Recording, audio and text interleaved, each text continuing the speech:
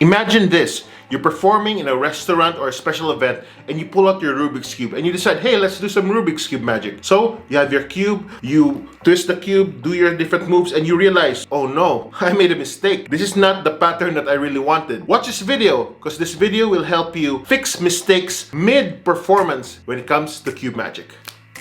Just like that. So you decided to become a cube magician, and of course one of your props is a cube. And unlike other forms of magic which you can rectify yourself, in my opinion, cube magic is the most brutal force to be reckoned with if you make a mistake in one move. That is how very small the margin of error is when it comes to performing cube magic. One wrong move can change the pattern of the entire cube or can ruin your techniques or magic gestures or setups. I have found different ways on how to rectify mistakes mid-performance, I tell you. Let's get started. The first weapon that you can use to rectify cube magic mistakes is your presentation. According to Eric Jones, the audience or the spectators do not know where you're going with your tricks. So use that to your advantage. So when you perform one thing, it doesn't work, swerve your trick to a different routine, a different choice, a different setup, and then you can move on from there. The second one is, of course, put the cube away. If the cube is mixed in different ways, and then pull out either another prop, coins, another, let's say, a deck of cards, anything that will move on with your routine. Out of mind, out of sight. So put it away,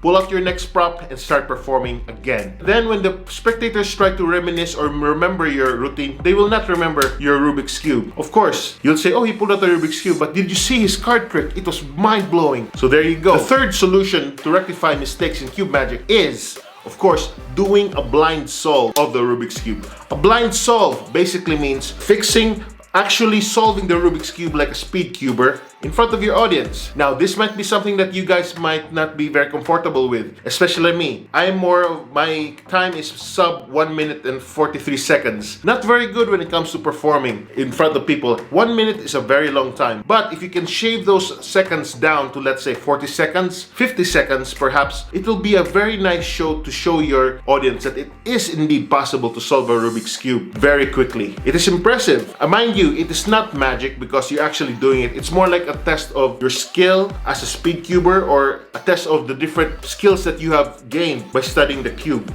But still, there's something magical about your audience knowing that, oh, it's possible to actually solve it in a short amount of time. So keep that in mind. An advantage for this one is you do not only erase the mistakes or the pattern that you've done with the cube, you've also reset the cube to a prior configuration wherein you can use it for the next group. Pretty cool, isn't it? And of course, the most obvious answer to solving a mistake in Rubik's Cube magic is get a spare cube. There's no way around it. This is very connected to the first rule that I've told you. But if you screw up one, be like Batman, carry a spare. Very simple, very easy. But you can't just, hey, let me put this away. Here, let's use this one instead. Be smooth with your pattern or your script. Be smooth with your presentation that this is what you want to do. So, okay, look at the pattern here. It's not the way I wanted it. Look, the red is in a different place. But this other cube, check it out. The red is in a different area as well, but it's very related to this and that, this and that. So you just manage to switch your cube here and there. That is very, very, very important when it comes to Rubik's Cube magic. Now, when it comes to actually performing and preparing yourself just like Batman, check this video out, because that video will show you that there are different things that you can carry. An everyday carry for a good cube set or Rubik's Cube, let's say, gig. So check it out, it's very nice. And of course,